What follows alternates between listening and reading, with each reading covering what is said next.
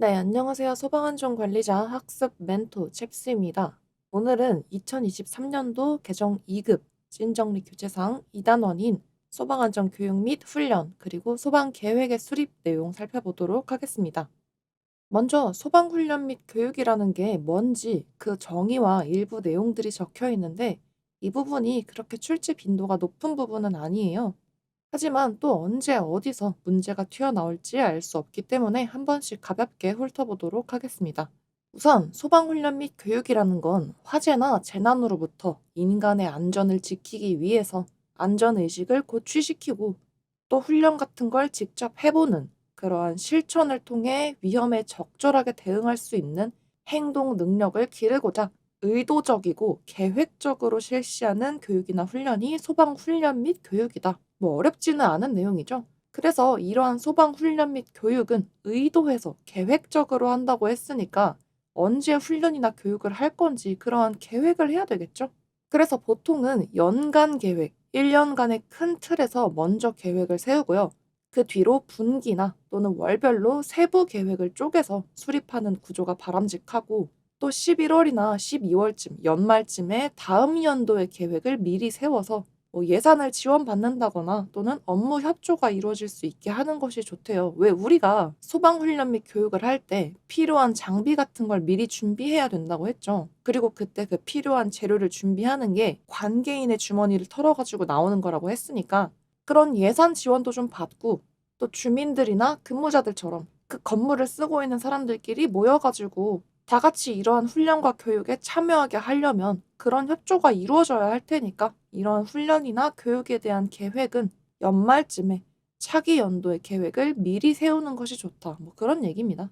자, 그러고 나면 소방훈련 및 교육을 실시할 때 어떠한 사안들이 들어가는지가 나와 있는데, 방금 말한 대로 연간 계획, 큰 틀을 짜고 나면 그 건물을 쓰고 있는 거주자나 또는 사원들한테 공지를 해서 참여할 수 있도록 유도를 하고요. 또 교보제나 장비도 준비하고, 강사를 초빙하는 경우에는 강사도 선정하고, 또 소방관서, 우리 지역의 소방서 같은 곳에 도움을 받아서 합동 훈련을 하는 경우에는 그런 구체적인 내용들을 명시해서 교환을 작성해야 되겠죠.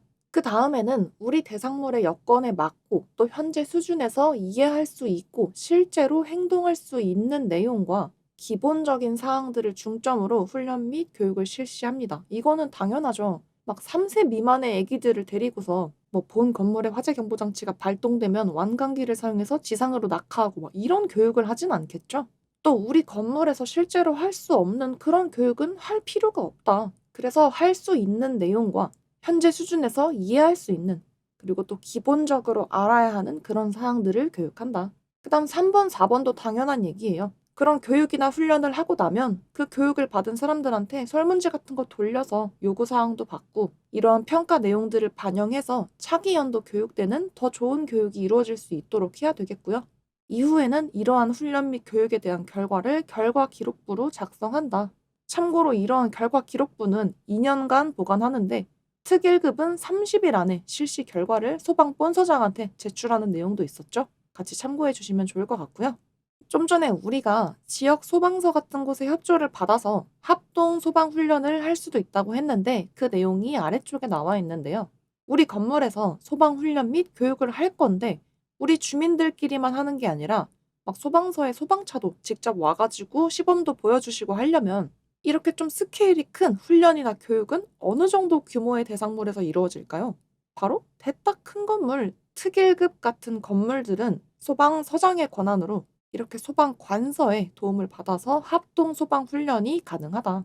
그래서 자위소방대와 긴밀하게 협조한다는데, 이 자위소방대는 이따가 보겠지만 우리 건물에서 자체적으로 편성한 건물 지킴이 자율방범대 같은 거라고 보시면 돼요. 그래서 이러한 우리 건물 지킴이인 자위소방대와 또 동네 소방서, 소방관서 간의 긴밀한 협조를 통해서 우리 건물에서 화재가 발생하더라도 그 피해를 최소화시키고 또 소방안전의 중요성에 대한 인식을 강화할 수 있다. 무엇을 통해서? 합동 소방 훈련을 통해서. 그래서 준비 단계부터 서로 상호 간 의견 교환을 통해 실질적이고 효율적인 훈련 및 교육이 이루어지도록 진행하고, 또 장비 같은 것도 미리 준비하고 주민 같은 사람들한테 미리 공지해서 참여를 유도할 수 있도록 한다. 뭐 이런 내용들인데요. 한 번 더 체크하자면 소방서장이 합동소방훈련을 실시하게 할 수 있는데 어떤 대상물에 적용된다고요? 특 1급 대상물은 합동소방훈련을 할 수 있다는 거. 그리고 다음 페이지 합동소방훈련에 들어가는 사항 4가지도 사실 아직까지는 그렇게 시험에 잘 나오는 부분은 아니지만 문제가 사지선다로 나오기 때문에 또 이런 데서 나오기가 좋거든요. 한번 볼게요. 자, 합동소방훈련 사항 첫 번째. 자위소방대의 초동 조치 능력을 배양한다. 방금 말했던 우리 건물의 자율방범대 지킴이인 이 자위소방대가 화재 초기에 재빠르게 신속하게 잘 대응해 줄수록 피해가 최소화될 테니까 이러한 합동 소방 훈련은 소방관서랑 자위소방대가 긴밀하게 협조한다고 했잖아요. 그래서 자위소방대의 초동 조치 능력을 키워주는 게 이 합동 소방 훈련 사항에 들어가 있고요. 2번도 똑같은 얘기예요. 신속하게 상황을 전파해서 불났다고 알리고 신고도 하고 또 각자 맡은 역할이 있다면 그러한 임무 분담 체계를 확립하는 거. 그리고 이 건물 특성에 맞는 종합적인 방화 대책, 불길을 좀 막고 버텨줄 수 있는 그러한 종합적인 방화 대책을 수립하고 또 소방관서나 유관기관, 관계가 있는 기관들과도 역할 분담을 해서 협조 체계를 구축할 수 있도록 하는 게 합동소방훈련의 사항이 되겠습니다. 그러니까 굳이 평소에 이 건물에서 일반인들이 소방서랑 같이 합동훈련을 할 만한 이유가 뭐겠어요? 건물 규모가 좀 크니까 빠르게 대처하려고. 그러면 빠르게 대처할 수 있으려면 각자 맡은 역할대로 임무를 수행해야 되겠고 대책도 미리 세워져 있어야 되겠죠. 그래서 자위소방대의 초동조치 능력을 키우고 신속하게 알리고 또 개인별로도 그리고 관계된 기관과도 각자 맡은 역할 분담 체계를 구축해놓고 종합적인 대책을 세우는 게 합동소방훈련의 사항이라는 거 보고 넘어가서요. 다음에 종종 또 시험에 나오는 부분 중에 하나인 소방교육 및 훈련의 실시 원칙을 볼 텐데요. 이러한 훈련이나 교육을 아무렇게나 진행하는 게 아니라 그 나름의 어떤 원칙을 가지고 진행을 하겠죠.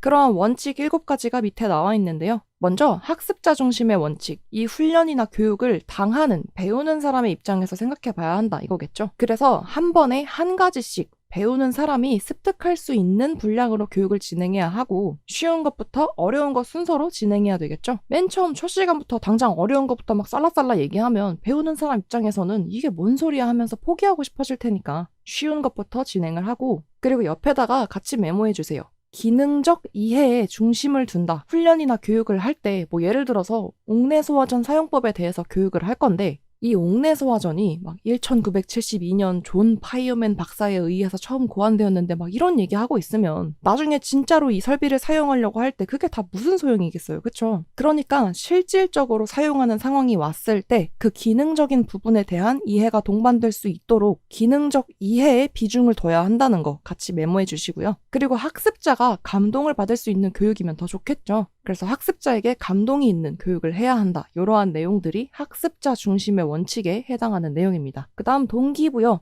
이 교육이 왜 중요하느냐? 우리 가족을 지키고 내 재산을 지키기 위해서 지금 열심히 들어두면 언젠가는 반드시 써먹는다. 이런 중요성도 전달하고 자, 한번 나와서 해보세요. 이렇게 했을 때 잘 따라온다. 그러면 어유 잘하셨어요. 이렇게 초기 성공에 대한 격려도 하고 보상도 제공하고 재미도 부여해야 되겠죠. 그리고 뭐 여기에 적지는 않았지만 다양성을 활용해서 뭐 여러 가지 다양한 자료들을 보여주고 나 혼자 떠드는 게 아니라 호응을 이끌어내면서 상호작용도 하고 시기적절하게 스케줄을 잘 짜서 핵심 사항에 포커스를 두고 교육을 진행해서 이 듣는 사람들이 재미도 붙고 참여도 하고 그래야 동기부여를 계속 이끌어낼 수 있겠죠. 그러면서 내가 가지고 있는 전문성도 두루두루 공유를 해야 한다. 이러한 내용들이 동기부여의 원칙에 해당합니다. 다음 목적의 원칙에서 키포인트는 기술입니다. 이 기술을 어느 정도 수준까지 익혀야 하는지 그리고 지금 이렇게 습득하려는 기술이 전체적인 활동 중에서 어느 위치에 있는지를 제시하고 알 수 있게 해야 된다는 게 이 목적의 원칙에 해당하는데요. 그러니까 뭐 예를 들어서 우리가 총 3일 동안 교육이랑 훈련을 할 건데 최종적으로는 여기서 배우는 이 사람들이 3일차가 되면 우리 건물에 있는 옥내소화전을 쫙 싸가지고 뒷정리까지 할 수 있고 무슨 일이 나면 3분 내에는 전원이 다 대피할 수 있도록 해야지 하는 이런 어떤 목적이 있다면 오늘 1일차에서 배운 기술 옥내소화전 일단 호스 풀어서 가져가는 것까지는 오늘 할 거고 내일은 직접 쏘는 것까지 해볼 거예요. 이런 식으로 이 기술이 어느 정도까지 익혀야 되는지 명확히 제시를 해주고 불이 났을 때 해야 하는 요령들 중에서 뭐 대피도 하고 불도 끄고 신고도 하고 여러 가지 일들을 일사불란하게 진행해야 하는데 지금 배우는 이 기술이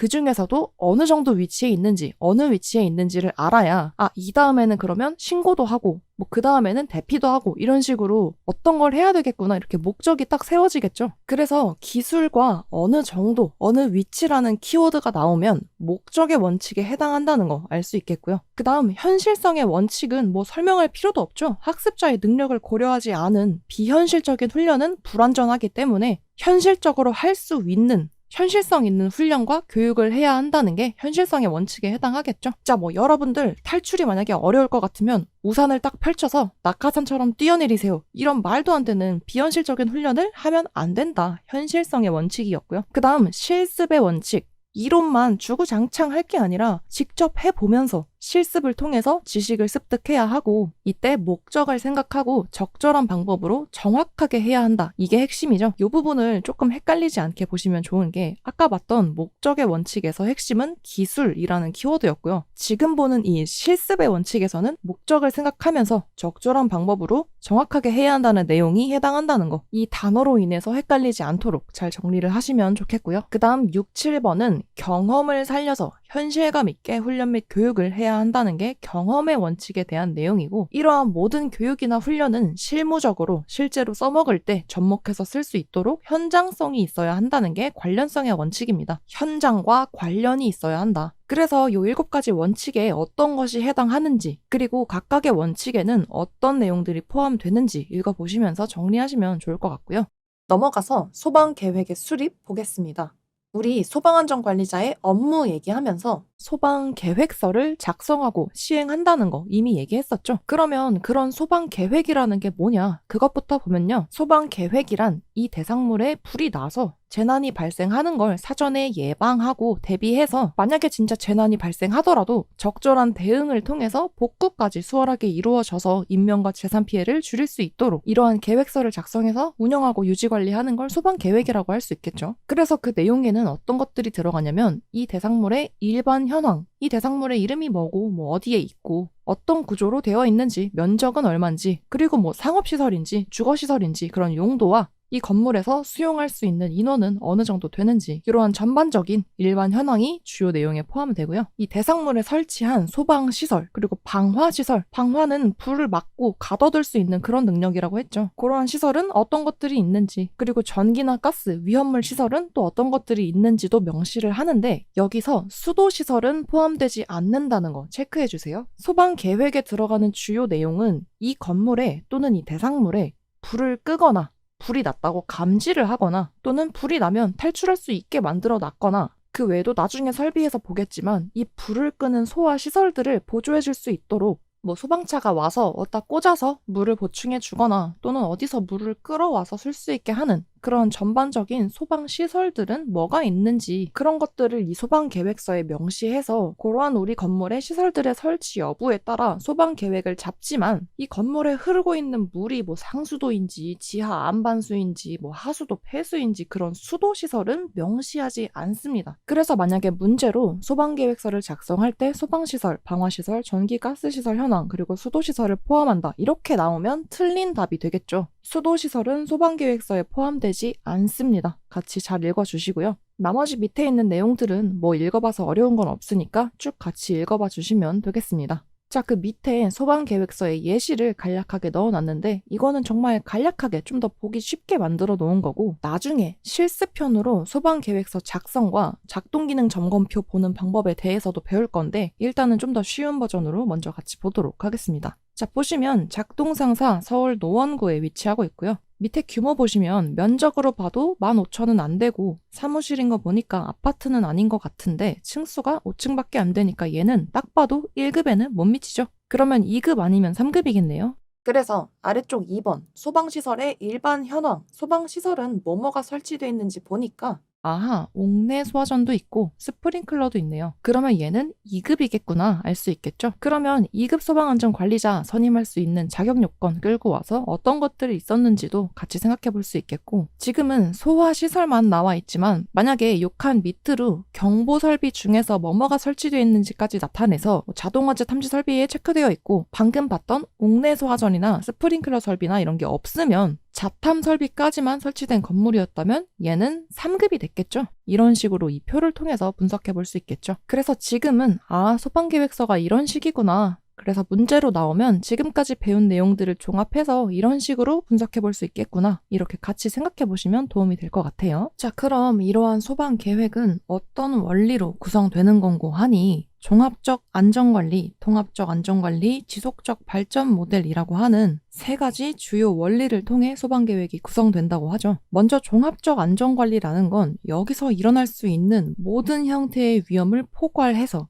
예방하고 대비해서 그에 맞게 대응하고 복구하기까지 전 주기적 단계로 위험성을 평가해서 계획을 세워야 한다는 게 종합적 안전관리에 해당하는데요. 그러니까 종합이라는 말처럼 전 주기적으로 모든 위험을 포괄해서 예방 대비부터 대응, 복구까지 모든 단계를 통해야 한다는 게 핵심이고요. 그 다음 통합적 안전관리는 외부적으로는 거버넌스, 그러니까 공동의 목표를 가지고 뭉쳐서 운영하는 방식으로 정부와 대상처, 전문 기관끼리 뭉쳐서 안전관리 네트워크를 만들도록 하고 내부적으로는 협력할 수 있는 파트너십을 만들고 이 대상물에 관계된 전원이 참여할 수 있도록 해야 한다는 게 통합적 안전관리에 해당합니다. 한마디로 여러 사람이나 여러 기관이 공동의 네트워크나 파트너십을 구축한다는 게 통합적 안전관리에 해당한다는 거죠. 그리고 지속적 발전 모델은 PDCA 사이클이라고 해서 plan, 계획해서 do, 그대로 운영하고 check, 계속 모니터링 하면서 act, 개선해 나가야 한다는 게 지속적 발전 모델의 원리에 해당합니다. 그래서 이 내용들이 얼추 감은 잡히셨을 텐데 예를 들어 문제로 나왔을 때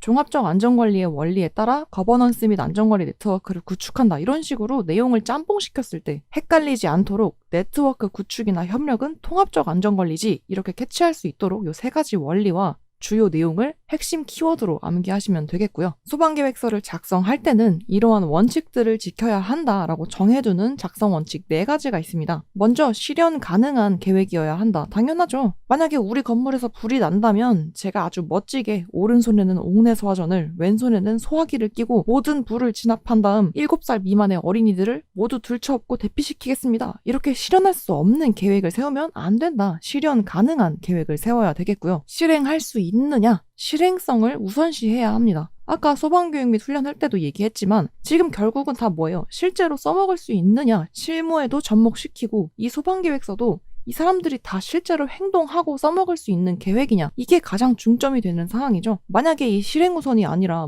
계획 우선이라던가 서류화를 우선시한다던가 이런 식으로 이 양식을 예쁘게 만들려고 집중하는 거 또는 이거 누가 일일이 확인하지도 않을 건데 대충 누구한테 이런 거 시킬 거다. 피난 보존은 누가 할 거다. 이런 식으로 나만 아는 걸 대충 적어서 계획서를 쓰는 것에만 집중을 하면 실질적으로 비상 상황이 생겼을 때 제대로 된 게 아무것도 없으니까 그대로 실행이 안 되겠죠. 그래서 계획을 우선시할 게 아니라 실제 상황에서도 모두가 실행할 수 있는 실행력을 우선시해서 작성해야 하겠고요. 그 다음에는 관계인이 모두 참여해서 작성과 검토, 승인이 이루어지는 구조화 단계를 통해 작성해야 한다는 게 소방계획서의 4가지 원칙이 되겠습니다. 그래서 구조화 단계에서는 작성, 검토, 승인이라는 과정이 포함된다는 것과 나머지 내용들도 꼭 같이 알아두시면 되겠습니다. 그래서 이러한 소방계획서를 작성할 때 그 계획이 세워지는 수립 절차 4단계가 있습니다. 이 부분이 소방 계획 중에서는 조금 잘 나오는 부분이기도 한데요. 자, 1단계는 너무나 당연하게도 사전 기획 단계입니다. 이 소방계획서를 보통 언제 짜냐면요. 한 해를 3개월씩 4등분 했을 때 마지막 분기, 4분기에 내년에는 어떻게 할 건지 그렇게 소방계획을 짜거든요. 그러니까 한번 써놓고 올해도 내년도 내후년도 안 고치고 쭉 계속 쓰는 게 아니라 매년 갱신을 하는 거죠. 그래서 관계자들이 모여서 머리를 맞대고 같이 짜는 거예요. 그래서 소방안전관리자가 이 관계자들이 말하는 어떤 피난 루트가 더 효율적일 것 같다거나 아니면 어디가 좀 취약할 것 같다거나 이런 의견이나 요구사항을 수렴하고 검토하면서 준비하고 세부적인 작성 계획을 수립하는 단계가 1단계 사전기획 단계에 해당하고요. 의견을 수렴하고 검토해서 어떻게 쓸 건지 작성에 대한 준비를 하는 게 이 1단계에서 하는 거죠. 그 다음에 뭘 하냐면요. 위험 환경을 분석하는 게 2단계에 해당합니다. 이 대상물 안에는 어떤 위험 요인들이 있는지 식별한다, 뭐가 있는지 알아본다. 그러고 나면 이게 얼마나 어떻게 위험한지 분석하고 평가를 하고서 그렇게 분석한 위험성을 낮출 수 있도록 위험 경감 대책까지 세우는 것이 2단계 위험 환경 분석 단계에 해당합니다. 그러고 나서 3단계로 넘어가면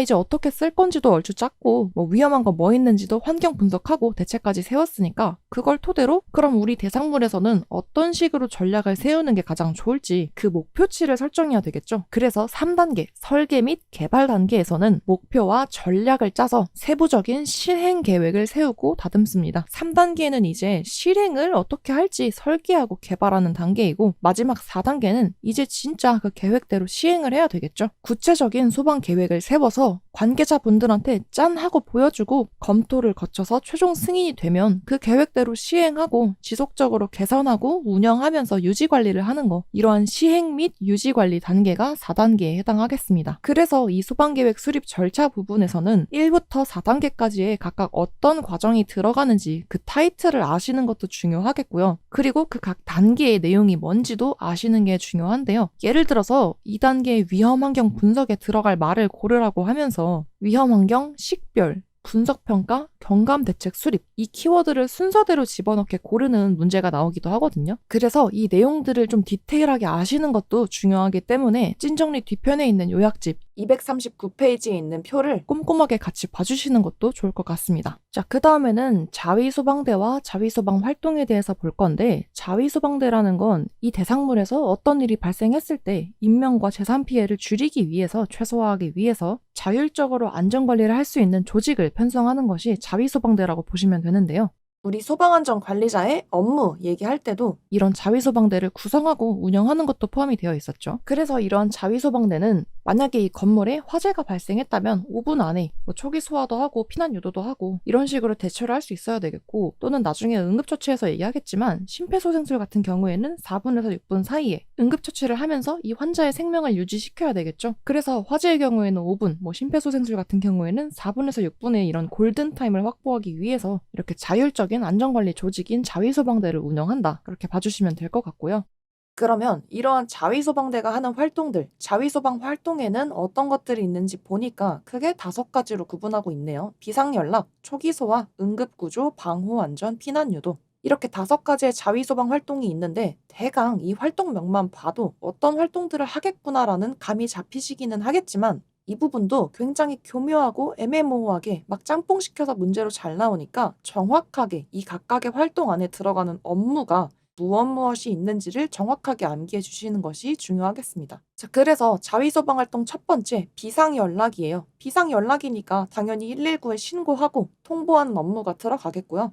또 화재 상황을 전파하는 것도 비상연락에 해당합니다. 불이야하고 소리치고 문 두들기면서 알리거나 또는 발신기 같은 거 눌러서 건물에 비상벨이 따르릉 울리도록 하는 이러한 방법들도 지금 불이 났다고 전파하고 통보하고 신고도 하는 이러한 업무들이 비상연락 활동에 해당하겠습니다. 그 다음 초기 소화는 지금까지 여러 번 얘기했던 거죠. 불이 났을 때 초기에 아직 그렇게 불길이 크지 않다면 소화기나 옥내소화전 같은 걸로 불길을 좀 초장에 잡는 거. 그래서 초기 소화 설비를 이용한 조기 화재 진압이 초기 소화 활동에 해당하겠고요. 응급구조, 응급조치를 한다거나 또는 응급의료소를 설치할 때 가서 지원하는 등의 활동이 응급구조 활동에 포함되고, 방호안전은 화재가 더 이상 커져가지고 확산되지 않도록 방화문 같은 거를 꼭꼭 닫고서 대피를 한다던가, 또는 위험물 시설을 제어하거나, 또 중요한 문서나 데이터 같은 것들, 아니면 문화재 같이 좀 중요한 자료들은 안전한 장소로 옮기는 이러한 비상 반출 역할을 수행하는 게 방호 안전 활동에 해당하겠습니다. 마지막 피난 유도는 간단하죠. 제실자나 방문자, 그 건물에 있는 사람들을 안전하게 피난할 수 있도록 유도시키고, 또 화재 안전 취약자, 다른 말로는 피난 약자 같은 장애인이나 어린이, 임산부 같은 약자들의 피난을 보조해서 도와주는 역할이 피난 유도에 해당하겠습니다. 그래서 이 5가지 활동을 이해하는 것이 그렇게 어렵지는 않지만, 예를 들어서 문제로 나왔을 때 화재 상황을 전파하는 것은 피난 유도에 해당한다, 이런 식으로 그 역할, 해당 업무가 마치 다른 활동에 들어가는 척하면서 바꿔치기 문제가 나왔을 때 헷갈리지 않도록 화재 상황 전파는 비상연락이지, 이렇게 올바르게 골라내실 수 있어야 되겠고요. 또는 자위소방 활동에 해당하는 이 5가지 말고 뭐 아예 다른 걸 섞어가지고 자위소방 활동이 아닌 것은 뭔지도 물어볼 수 있기 때문에 이 5가지 활동들과 각 활동에 들어가는 업무, 그 역할들을 정확히 체크해 주시면 도움이 되겠습니다. 자, 그 다음에는 자위소방대 조직을 구성하는 방식이 크게 타입 1, 2, 3로 나누어져 있는데요. 근데 이 부분이 작년 9월부로 2022년 9월부로 완전히 바뀌었기 때문에 혹시라도 작년이나 재작년 영상을 타고 들어오셨거나 또는 하늘색 표지로 되어 있는 개정 전 교재를 보고 계신 분들은 이 자위소방대 조직 구성 부분을 꼭 2023년도 이번 개정 영상의 내용으로 참고해 주실 것을 권해드리고요. 지금 2023년도 개정 교재랑 같이 보고 계신 분들은 교재 그대로 지금 이 영상을 봐주시면 되겠습니다.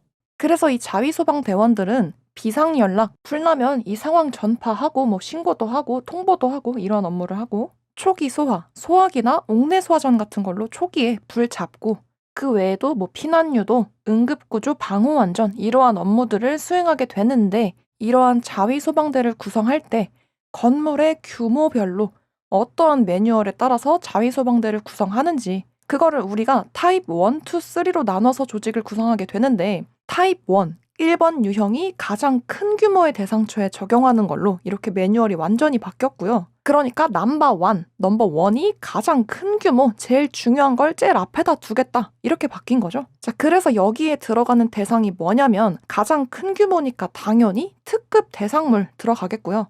그 다음에 1급은 1급인데 연면적이 3만 제곱미터인 것부터 그러니까 3만 제곱 이상인 1급은 타입 1에 해당하겠습니다.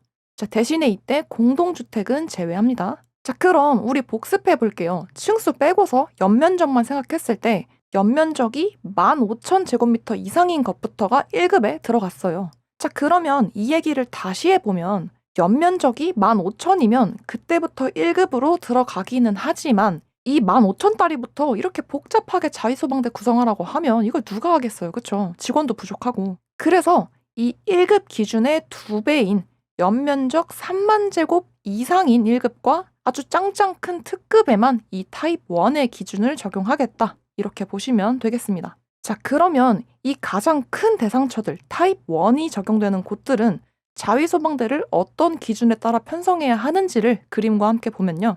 우선 가장 크게는 2가지 조직으로 나눌 수 있어요. 지휘 조직 그리고 현장 대응 조직. 이거 뭐 이름만 딱 들어도 뭐 하는 곳들인지 알 것 같죠? 지휘 조직은 말 그대로 진두 지휘를 할 것이고 이제 뭔가 그 사건이 발생한 현장에서 대응을 하는 게 현장 대응 조직이겠죠. 그래서 지휘 조직 밑으로 들어가는 팀이 당연히 지휘 통제팀일 건데 이 지휘 통제팀은 뭐 수신반, 5만 가지 설비들, 뭐 장치들 신호를 다 받을 수 있는 그런 수신반이나 또는 재난 재해를 효과적으로 막기 위해서 감시하고 통제할 수 있는 그런 방제실 같은 곳을 거점으로 삼아서 화재 상황을 모니터링도 하고 지휘 통제를 하는 게 이러한 지휘 통제팀이 되겠고요. 이제 현장에 나가서 뭐 비상 연락도 하고 초기 소화도 하고 피난 유도도 하고 이러한 발로 뛰는 임무를 수행하는 팀이 현장 대응 팀이 되겠는데요. 이 타입 1, 2, 3가 거의 다 비슷해요. 이러한 기본 폼은 똑같은데 차이가 뭐냐면 대형 건물, 막 특급이나 연면적 3만 이상의 1급 이러한 대형 건물들은 어차피 인력도 많을 거고 또 화재가 발생하면 건물이 너무 커서 화재 피해가 커질 수도 있기 때문에 그만큼 이 자위소방대를 세분화해서 여기저기 많이 찢어놓자 이거예요. 그래서 일단 지휘 조직, 지휘 통제팀이 있을 것이고 그 다음에 현장 대응 조직 같은 경우에는 직접 현장에 가서 발로 뛰어야 한다고 했죠. 근데 이 대형 건물은 너무 커서 각각 찢어놔야 여기저기 빠르게 이동할 수 있을 거기 때문에 이 현장 대응 조직을 본부대와 지구대로 나눕니다. 그래서 본부대에서는 5가지의 자위소방 활동, 비상연락, 초기소화, 응급구조, 방호안전, 피난유도 이렇게 5가지의 자위소방 활동을 모두 수행합니다. 어디서? 본부대가 되는 현장 대응 조직에서. 어떤 건물일 때? 대형 건물, 특급 또는 3만 이상의 1급에 적용하는 타입 1에 해당할 때 이렇게 발로 뛰는 현장 대응 조직 본부대는요. 비초응방피 5가지 활동을 모두 수행한다. 자, 그러면 발로 뛰는 현장 대응 조직 중에서 본부대가 되는 곳이 있었으면 그 본부대 말고도 여기저기 흩어져서 들어갈 수 있는 지구대가 또 있어야 되겠죠? 왜냐면 아까 말한 것처럼 이 타입 1은 건물 규모가 워낙 방대하고 층수도 많고 공간의 사각지대도 많기 때문에 하나의 중심, 센터만으로는 모든 곳을 관장할 수가 없어요. 그래서 한번 불이 나면 뭐 1층에 있는 본부대에서 막 저기 30층까지 빨리 갈 수가 없단 말이죠. 그래서 그러한 대형 건물은 구역을 지정해서 그 구역별로 지구대가 되는 현장 대응 조직을 각각 편성해준다 이런 얘기겠죠. 그러니까 타입 1의 경우에는 가장 큰 포인트가 이 현장 대응 조직이 본부대와 지구대로 둘 이상이 될 수 있다는 거. 대신에 그러면 이 지구대는 그래도 본부대보다는 조금 약식으로 간소화를 해줘야 되겠죠. 쪼매맣게 이렇게 뿔뿔이 흩어놓은 거니까. 그래서 지구대에서는 비상연락, 초기소와 피난유도 이렇게 세 가지 임무를 기본적으로 수행하는 형태가 되는구나 이렇게 참고해 주시면 되겠습니다. 그래서 방금 본 타입 1에서 본부대와 지구대로 나눌 수 있다고 했는데 이러한 지구대를 나눌 수 있는 지구대 구역, 존을 설정하는 기준이 또 준비되어 있습니다. 하나씩 살펴볼게요. 먼저 임차 구역에 따라 또는 층에 따라 면적에 따라 용도에 따라 나눌 수가 있습니다. 먼저 임차 구역은 말 그대로 그 대상 구역의 관리 권한별, 임차한 그 임차 권역별로 나누거나 또는 다수의 권한을 통합해서 설정할 수 있는데요. 옆에 그림으로 보면 7층을 A라는 회사랑 B사가 따로 임차를 하고 있으니까 얘네를 각각 하나의 존으로 구분할 수 있다. 이게 임차 구역에 따른 지구대 구역 설정이고요. 두 번째로 층에 따른 구역 설정. 그러면 이거는 이 위아래로 층으로 구역을 나누는 거니까 수직 구역 설정이라고도 할 수 있겠죠. 이 방식은 하나의 단일층을 한 개의 존으로 설정하거나 아니면 5개 층 이내로 일부의 몇 개 층을 묶어서 한 개의 존으로 구분할 수 있습니다. 그래서 그림으로 보면 1층을 한 개의 존, 2층을 또 한 개의 존 이렇게 구분할 수도 있고 아니면 2층부터 5층까지가 5개 층 이내니까 이렇게 하나로 묶어서 한 개의 존으로 설정할 수도 있겠다. 이렇게 보시면 되겠고요. 다음에 면적에 따른 구역 설정은 가로로 넓게 그 면적에 따라 나누는 거니까 수평 구역 설정이라고도 하는데요. 한 개 층의 면적이 1000제곱미터를 초과하면 그때 추가로 구역을 설정해야 한대요. 그러니까 이 그림에서 지하 1층도 어떤 거주 목적으로 사용하고 있는 곳인데 여기가 면적이 1000제곱이 넘죠. 그러면 두 개의 존으로 나누거나 또는 방화 구획에 따라서 나눌 수 있는 기준도 있어요. 예를 들어서 몇 층까지는 1000제곱미터마다 나누고 안에 들어있는 설비가 자동식 소화 설비면 또 어떻게 나누고 이런 기준들이 있거든요. 그러한 방화 구획을 나눈 것대로 이 지구대 구역을 설정할 수도 있다. 어쨌든 수평, 면적에 따라서 이 지구대 구역을 설정할 수 있는데 이때 면적이 1000제곱을 초과하면 추가로 구역을 설정해야 한다는 거. 그 다음 용도에 따른 구역 설정인데요. 이거는 그 대상 구역의 용도에 따라서 지구대 구역을 설정한다는 거겠죠. 근데 이때 중요한 건 만약에 주차장이나 강당, 공장 같이 비거주 용도, 거주하는 용도가 아닌 비거주 용도의 공간이면 이러한 지구대 구역 설정에서 제외를 합니다. 그래서 그림에서 보시면 지하 2층은 주차장이죠. 주차장, 강당, 공장은 지구대 구역 설정에서 제외한다고 했으니까 이 지하 2층은 제로존이 되겠다. 0존이죠. 그래서 왜인지 생각해보면 사람들이 거주하는 용도로 쓰는 공간은 아니니까 여기로 투입돼서 쓸 현장 대응 인원을 차라리 거주 용도인 다른 곳으로 투입해서 인명 구조하는 게 훨씬 효율적이겠죠. 그래서 그런 관점으로 생각해보면 주차장이나 강당, 공장은 제로존이다, 0존 이렇게 정리하시면 되겠습니다. 자, 그러니까 정리하면 뭐다? 자위소방대 구성 매뉴얼 중에서 타입 1에 해당하는 유형이 이 개정 이후로는 가장 큰 규모의 대형 건물들이 이 타입 1이 되었다는 거. 그래서 특급 또는 연면적 3만 이상의 1급이 여기 타입 1에 포함이 되고요. 이때 자위소방대는 지휘조직 산하의 지휘통제팀과 또 발로 뛰는 현장 대응 조직으로 구성할 수 있는데 이때 현장 대응 조직은 본부대와 지구대로 찢어서 각각의 장소에 좀 더 빨리 도달할 수 있게 나눈다는 것이고 이때 본부대는 비초응방피 5가지 자위소방 활동을 모두 수행하고요. 지구대는 그에 비해서 조금 약식으로 비초피를 수행한다. 이렇게 정리하시면 되겠습니다. 자, 참고적으로 이제 이러한 큰 틀 안에서 본부대는 필요시에 팀을 가감한다거나 또 지구대는 구역별로 규모나 인력에 따라서 이러한 팀을 편성할 수 있다. 다만 이제 주차장이나 강당, 공장 같은 비거주 용도는 이러한 지구대에 포함하지 않는다는 거. 이러한 내용 보고 넘어가서요. 이제 타입 2와 타입 3가 있는데 말 다 했죠? 좀 더 작은 규모의 대상물에 적용하는 타입 2, 3도 결국은 진두지휘하는 지휘 조직과 현장에서 대응하는 현장 대응 조직 이렇게 크게 둘로 나누는데요. 타입 3로 갈수록 규모가 점점 작아지는 걸로 완전히 바뀌었다고 했으니까 이제는 타입 2가 3보다는 조금 더 큰 규모에 해당하는 방식이겠죠. 자, 그래서 타입 2 같은 경우에는 어떤 대상물에 적용하냐면 1급 대상물. 근데 아까 1급이면서 그 중에서도 연면적이 3만 제곱 이상이 되면 이거는 규모가 너무 방대하다. 그래서 타입 1에다가 집어넣었죠. 그럼 지금은 그것보다는 작은 타입 2에 들어가는 1급이면 연면적이 3만이 안 되는 1급들을 얘기하는 거겠죠. 그래서 잠깐 1급 대상물 기준을 복습해보면 아파트가 아닌 경우에는 연면적으로는 15,000제곱 이상인 것이나 또는 층수가 11층 이상인 것들이 1급에 들어가고요. 그 외에도 가연성 가스를 1,000톤 이상 저장 및 취급하는 곳도 1급이 되겠습니다. 자, 그래서 이러한 1급 기준에 들어가는데 면적이 3만이 안 되는 그런 1급 대상물들이나 또는 규모만으로는 2급에 해당하지만 상시 근무 인원이 50명 이상인 2급도 이 타입 2를 적용합니다. 자, 그러면 연면적이 25,000제곱인 1급은 자위소방대 구성할 때 타입 몇을 적용할까요? 타입 2를 적용하겠죠. 3만이 안 되니까. 자, 또 그러면 2급은 2급인데 상시 근무 인원이 70명이다. 그러면 그때도 타입 2를 적용하겠죠. 상시 근무 인원이 50명 이상인 2급이니까.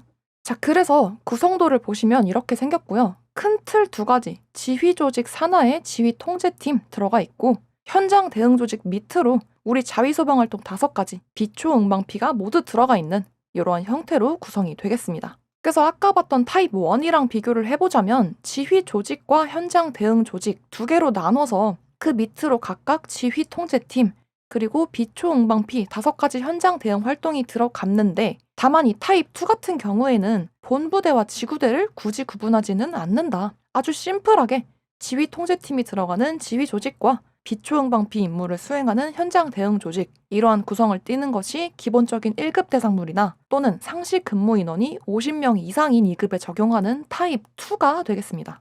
자, 그러면 이제 남은 건 2, 3급밖에 없겠죠? 아까처럼 그런 뭐 막 상시 근무 인원이 막 50명 이상인 그런 특이한 2급 말고 그냥 기본적인 2, 3급 대상물에 적용하는 자위소방대 구성 방식이 타입 3가 되겠습니다. 대상초의 규모가 가장 작은 게 타입 3다. 자, 근데 여러분들도 잘 아시겠지만 오히려 인원이 적고 규모가 작은 곳일수록 뭐 아주 작은 불씨가 나거나 했을 때 더 위험할 수 있겠죠. 왜냐면 막 특수한 첨단 장비로 상시 감시하는 상황도 못 되고 대응할 수 있는 인력도 비교적 적을 테니까 이러한 작은 2, 3급에 적용하는 타입 3 같은 경우에는 그 적은 인원들로 최대한 효율적으로 업무를 분담할 수 있도록 케이스를 2가지로 나눠서 적용을 합니다. 이게 무슨 얘기냐면요. 우리가 2, 3급짜리 건물이에요. 그래서 뭔 일이 생기면 이 자위소방대에 편성돼서 임무를 완수할 수 있는 그 대원들을 꾸리겠죠. 근데 이렇게 편성한 대원의 수가 10명 미만이면 그니까 이 편성 대원을 아무리 끌어와도 9명까지밖에 안 된다. 그러면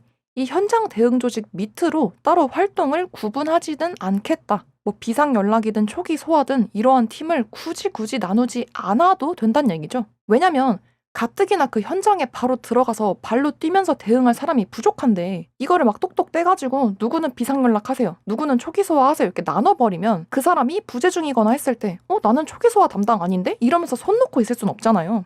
그래서 이렇게 편성 대원이 10명 미만인 곳들은 니꺼 내꺼 나누지 말고 누구든지 제깍제깍 대응할 수 있도록 이 현장 대응 조직을 그냥 현장 대응팀 하나로 퉁치겠다. 이렇게 보시면 되겠고요. 같은 2, 3급 건물이지만 이 자위소방대로 활동할 수 있는 편성 대원이 최소 10명은 된다. 그러니까 편성 대원이 10명 이상이다. 그러면 이때는 아까 봤던 타입 2나 타입 1처럼 조금 더 체계적으로 구성을 해라 이거죠. 그래서 똑같이 이때도 지휘 조직, 현장 대응 조직 이렇게 둘로 나누는데 편성 대원이 10명 이상이라면 이렇게 현장 대응 조직 밑으로 비상연락팀, 초기 소화팀, 피난유도팀 이렇게 3개 임무는 수행할 수 있도록 구성하는구나 이렇게 보시면 되겠습니다.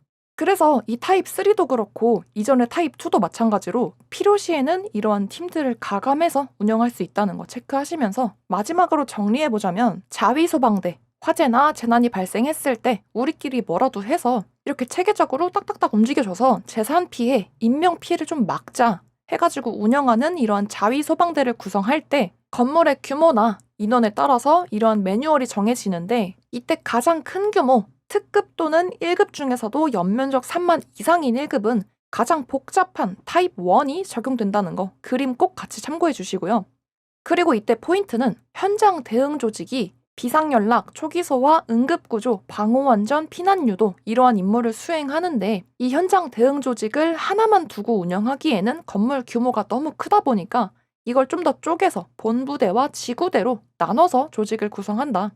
그래서 현장 대응 조직이 둘 이상일 수 있는 게 이 타입 1이었고요. 이때 이러한 지구대를 나누는 기준은 뭐 층별로도 나누고 임차 구역별로도 나누고 이렇게 할 수 있는데 비거주 용도인 주차장이나 강당, 공장 이런 곳들은 지구대, 영어로는 존이라고 하는 이러한 구역에 들어가지 않는다는 것까지 정리해 주시고요. 그 다음에 연면적 3만 이상인 그런 특이한 1급 말고 그냥 기본적인 1급 대상물이나 또는 2급 중에서는 상시 근무 인원이 50명 이상일 때 이러한 곳들은 타입 2를 적용하는데 지휘 조직과 현장 대응 조직 이렇게 크게 둘로 나누는 건 모두 동일하고 다만 이 현장 대응 조직이 아까 본 타입 1처럼 뭐 본부대니 지구대니 이렇게 나누지는 않아도 된다. 그래서 이러한 형태의 그림 같이 보시면서 이렇게 심플한 형태가 타입 2에 해당한다는 거 봐주시고요. 마지막 가장 작은 규모의 건물인 3급이나 또는 특이사항이 없는 2급 건물들은 타입 3를 적용하는데 이때 이렇게 편성하는 대원이 10명 미만이면 지휘 조직, 현장 대응 조직 이렇게 둘로 구성을 하되 현장 대응 조직 밑으로 이러한 팀들을 굳이 구분 짓지는 않겠다. 왜냐면 네 내일 나누기에는 인원이 부족하니까. 근데 2, 3급인데 이 자위소방대 편성 대원이 10명 이상은 된다. 그러면 타입 1이나 2처럼 현장 대응 조직 밑으로 팀을 좀 세분화해서 구분 짓도록 이렇게 좀 체계적으로 구성을 합시다. 이러한 내용들이라고 봐주시면 되겠고요. 그리고 이 그림들마다 옆에 조그맣게 초기 대응 체계가 삐져나와 있죠. 이 초기 대응 체계는 이러한 뭐 지휘 통제팀이든 뭐 현장 대응팀이든 이렇게 자위소방대 안에 같이 포함해서 편성을 하되 화재 발생 초기에 아주 즉각적으로 신속하게 대응할 수 있도록 구성하는 사람들을 이 초기 대응 체계라고 보시면 되겠습니다. 이때도 마찬가지로 비상연락, 초기소와 피난유도 같은 대응 활동을 해야 되겠죠. 그래서 이러한 초기 대응 체계는 무슨 일이 발생했을 때 반짝 떴다 방식으로 모였다가 해체하는 게 아니라 이 소방안전관리 대상물을 이용하는 동안에는 상시적으로 운영돼야 합니다. 당연하죠. 왜냐면 사고가 언제 발생할지 아무도 예상할 수 없기 때문에 초기 대응 체계, 바로 출동해서 대응할 수 있는 인력은 상시적으로 운영하면서 항상 대기하고 있어야 되겠고요. 마찬가지로 소방안전관리 보조자나 경비 및 보안 근무자, 관리인 같은 인력 중에서도 상시 근무자, 언제나 거기서 근무하는 인원을 중심으로 구성을 해야 한다. 만약에 기간제로 3개월 잠깐 일하는 인력이나 수시로 사람이 바뀌는 보직으로 구성을 하면 이 안전관리나 대응에 대한 인수인계가 원활하게 이루어지지 않을 테니까 상시 근무자를 중심으로 구성을 해야 되겠고요. 그 근무자가 일하는 곳의 위치나 인원을 고려해서 편성해야 합니다. 이것도 당연한 얘기죠. 이 사람이 일하는 곳에서 커버할 수 있는 일정 구역이나 그 인원 수에 맞게 감당할 수 있는 범위로 구성을 해야 되겠고 소방안전관리 보조자를 운영 책임자로 지정합니다. 보조자가 없는 경우에는 선임 대원을 운영 책임자로 두는데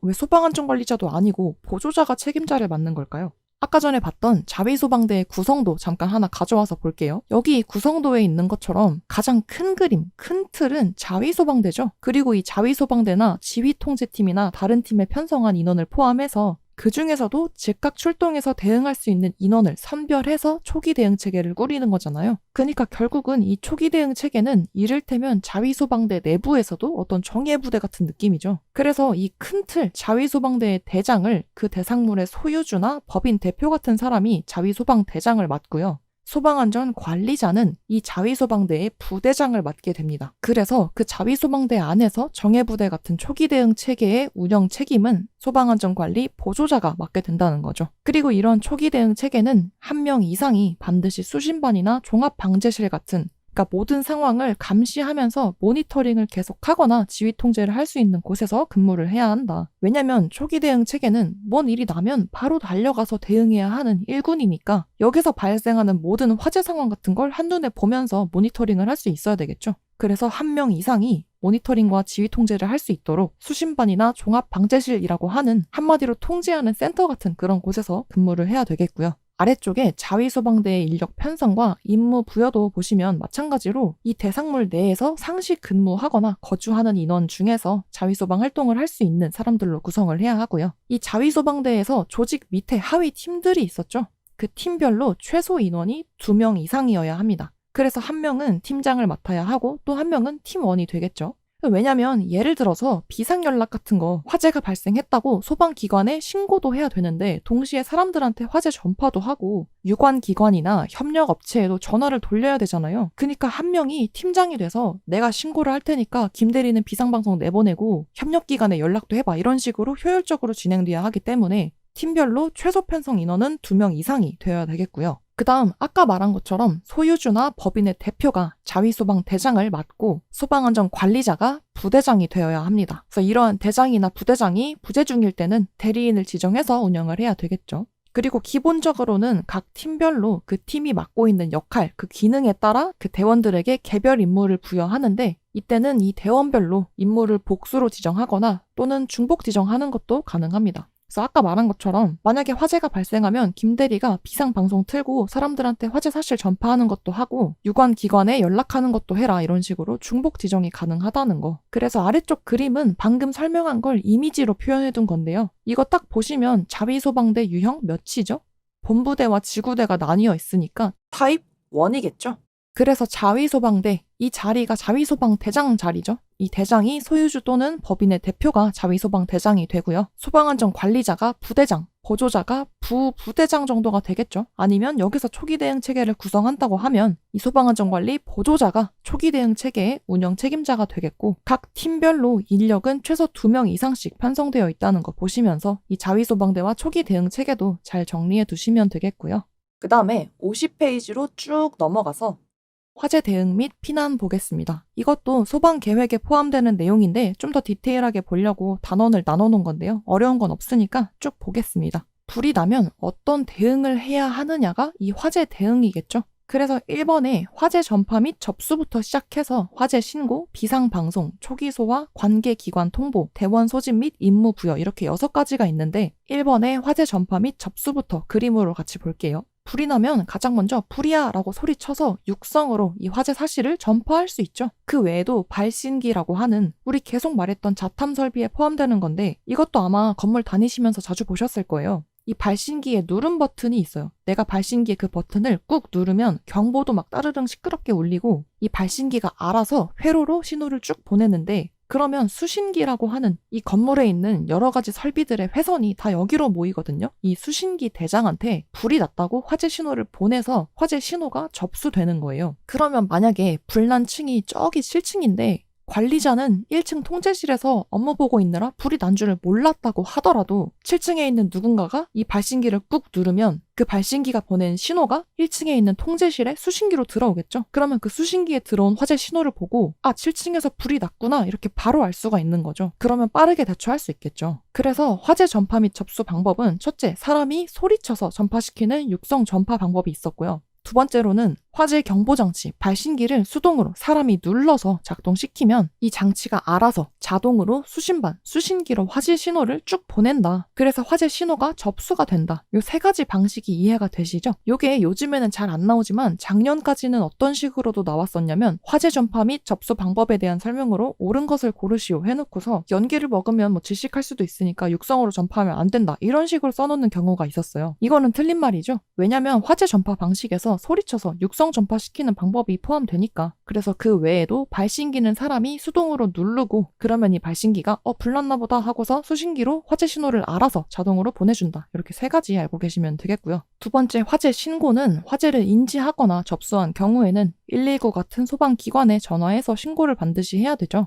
그럴 때는 이 건물 주소와 명칭, 위치, 그리고 화재가 발생한 사실과 지금 이 화재 진행 상황이 어떤지, 피해 규모는 어느 정도인지 그런 현황을 자세하게 설명을 해야 하고 소방기관에서 알겠다고 오케이 사인을 주기 전에는 전화를 먼저 끊지 말아야 한다는 거. 화재 신고 단계에 대한 내용이고요. 3번에 비상방송도 이 건물에 비상방송 설비가 되어 있다면 비상방송을 맡은 담당 대원이 그런 방송 설비나 또는 확성기 같은 설비를 사용해서 불났다고 전파하고 피난 개시 명령도 내려야 한대요. 당연하죠. 그래서 불이 나면 관리사무실에서 알립니다. 현재 A동 몇 호에서 화재가 발생했습니다. 주민 여러분은 계단을 통해서 신속히 대피하시기 바랍니다. 이런 안내방송, 비상방송을 해야 되겠고요. 4번째 초기 소화는 이 화원, 불이 난 근원이 그 종류가 뭔지 또는 불길이 얼마나 거센지 있는지, 또 피난 경로는 확보되어 있는지 이런 상황들을 고려해서 초기 소화를 할 수 있는 상황이면 계속 얘기한 것처럼 소화기나 옥내 소화전을 사용해서 초장에 불을 잡을 수 있도록 초기 소화를 시도해야 하는데, 만약에 지금 이 소화기나 옥내 소화전 수준으로 잡기에는 역부족이다. 초기 소화를 하기는 어려울 것 같아요. 그러면 열이나 연기가 퍼지지 않도록 출입문을 닫고 즉시 피난합니다. 초기 소화가 안 될 정도로 불길이 크면 출입문을 닫고 피난한다는 거. 왜냐면 반드시 방화문이 아니더라도 어쨌든 이 출입문을 활짝 열어두는 것보다는 차라리 얘가 닫혀있는 게 연기나 열이 퍼지는 걸 좀 막아주겠죠. 그래서 지금 우리 선에서 손쓰기 어렵다, 지금 뭘 할 수 있는 게 없다, 그 정도로 불길이 거세면 일단 즉시 도망을 쳐야 하는데, 그때는 출입문을 닫고 피난한다는 거. 초기 소화에 대한 내용 꼭 기억하시고요. 5번 소방안전 관리자 또는 자위소방대 조직했을 때 이러한 연락, 통보 업무를 맡은 대원은 비상연락 체계를 통해서 유관기관, 관련된 기관들이나 협력업체 등의 이러한 화재 사실을 전파해서 대응 준비를 지시해야 한다는 게 관계 기관으로의 통보 및 연락에 해당하고요. 마지막으로 화재가 접수되면 초기 대응 체계를 구축해서 신속하게 대응해야 하고, 자위소방대장이나 부대장은 비상연락 체계를 통해서 대원들을 소집해서 각각의 임무를 부여해야 한다. 이러한 6가지 화재 대응 방법이 있다는 거 꼼꼼하게 읽어보시면 되겠고요. 이제 남은 거는 정말 쉬어가는 타임 수준으로 간단한 내용들 보고 마무리하겠습니다. 불이 났을 때 일반적으로 어떻게 피난해야 하는지 행동 요령들을 보겠습니다. 불이 나서 연기가 발생하면 자세를 최대한 낮추고 입과 코를 젖은 수건 같은 걸로 막아서 연기를 먹지 않도록 주의해서 유도등 같은 이런 안내해주는 표식들 있죠. 얘네들은 잘 보이도록 불이 들어와 있거든요. 그래서 얘네를 찾아서 그 방향으로 따라가면 되겠죠. 이때 자세를 왜 낮출까요? 연기는 막 위로 떠오르는 성질이 있거든요. 그래서 자세를 낮추고 입과 코를 젖은 수건으로 막아서 숨을 좀 쉴 수 있게 하면서 탈출을 해야 되겠고, 불 났을 때 엘리베이터 쓰면 안 된다고 했었죠. 갑자기 고장나서 멈추거나 추락할 수도 있기 때문에 반드시 계단을 이용해서 건물 밖으로 대피를 해야 되겠고, 만약에 출입문을 열기 전에 문 손잡이를 잡았는데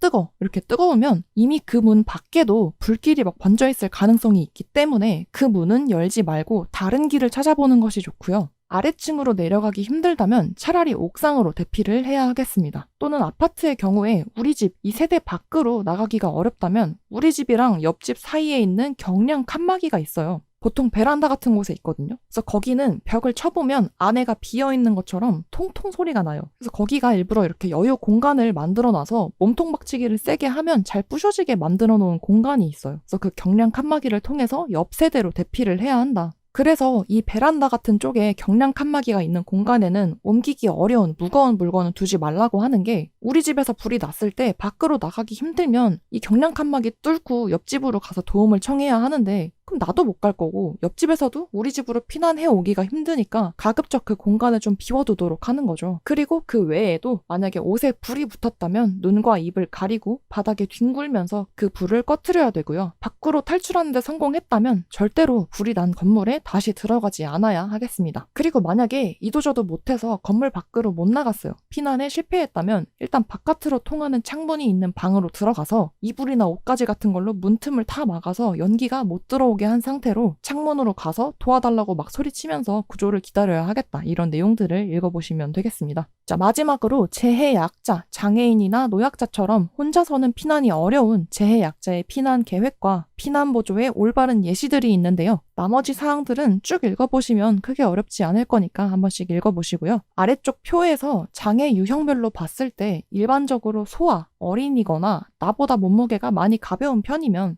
업거나 이렇게 공주님 앉기 자세 있죠. 한 손은 다리를 받치고 다른 손은 등을 받쳐서 안아서 이동을 하고요. 만약에 도와주려는 내 몸무게랑 비슷하거나 아니면 나보다 무겁다. 그러면 부축을 하거나 다른 사람과 함께 2명이 붙어서 함께 안아 올려서 이동할 수 있겠습니다. 그리고 휠체어를 이용하는 사람의 피난을 보조할 때는 일반적인 휠체어는 2명이 붙어서 이때도 계단을 통해서 이동하니까 계단 위아래로 한 명씩 붙어서 휠체어를 들고 이동할 수도 있겠고, 또는 전동 휠체어처럼 휠체어 자체가 크고 무거운 경우에는 휠체어의 전원을 끄고 장애인분을 업거나 안아서 이동하는 것이 더 효과적이라고 할 수 있겠습니다. 그 다음 청각 장애인분들 같은 경우에는 소리를 듣는 것이 어렵기 때문에 보여지는 행동으로 상황을 알리는 게 효과적이겠죠. 그래서 표정이나 제스처, 조명이나 메모를 활용하는 것이 효과적이고, 반대로 시각장애인분들은 보여줄 순 없지만 소리를 통해 전달할 수 있죠. 그래서 함께 이동할 때 이쪽이요 저쪽이요 이런 애매한 표현이 아니라 왼쪽 1m 방향이요 이런 식으로 명확한 표현으로 안내하면서 피난을 보조하는 것이 좋겠습니다. 그다음 지적 장애인의 경우를 잘 기억해 두시면 좋을 텐데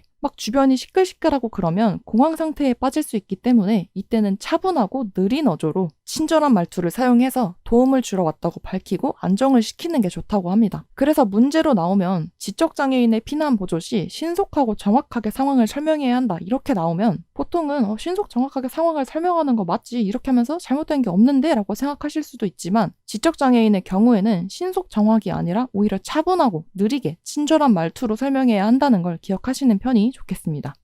자, 이렇게 2단원 소방안전교육 및 훈련과 소방계획의 수립, 그리고 화재 대응 및 피난에 대해서 정리해 보았고요.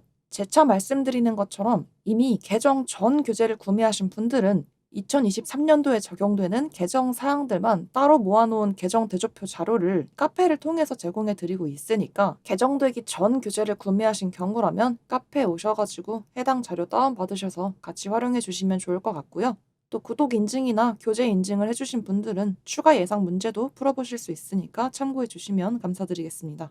네, 영상이 도움이 되셨다면 좋아요와 구독으로 응원해 주시면 저는 또 다음 영상으로 찾아뵙도록 하겠습니다. 감사합니다.